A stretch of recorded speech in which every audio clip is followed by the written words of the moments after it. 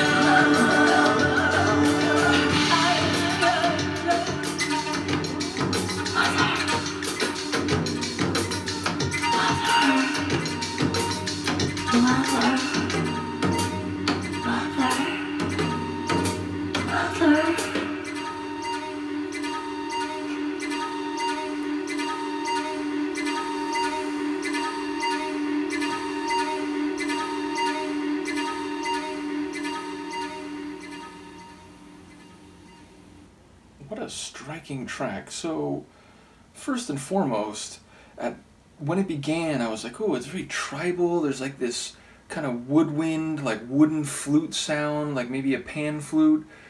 And as it goes on, there's just this like brooding, cyclical tribal rhythm. But then the more it plays out, I'm like, wait, no, it's like Near Eastern, or what we would call Middle Eastern. It's, almost Arabic, or not Arabic, that's the language, like Arabian or Indian. Like it had that Near Eastern type of sound to it.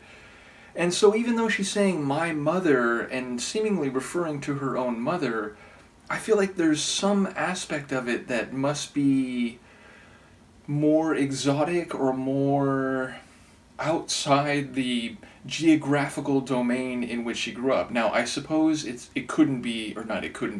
might not be completely autobiographical. It might be, again, part of a narrative, a created story, a fictionalized version of her own mother-daughter relationship, or it could just be all of those things lyrically, but set in a different sonic environment because she wanted to try something different musically.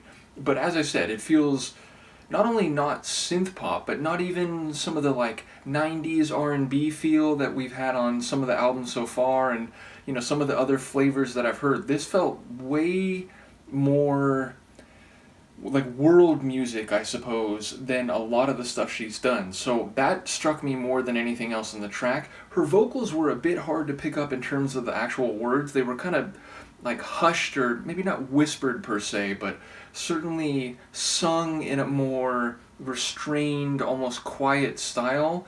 Ultimately, I do wonder whether those backing, again, kind of like East Asian or like Middle Eastern vocals that were like supporting the main sonics, I wonder if that was also Cyndi. My estimation, my hypothesis is that they would be, but at the same time, maybe that was someone else brought in who, does that kind of vocal more regularly.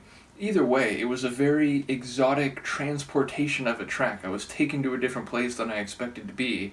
Not quite sure, again, not vocally, but lyrically or thematically.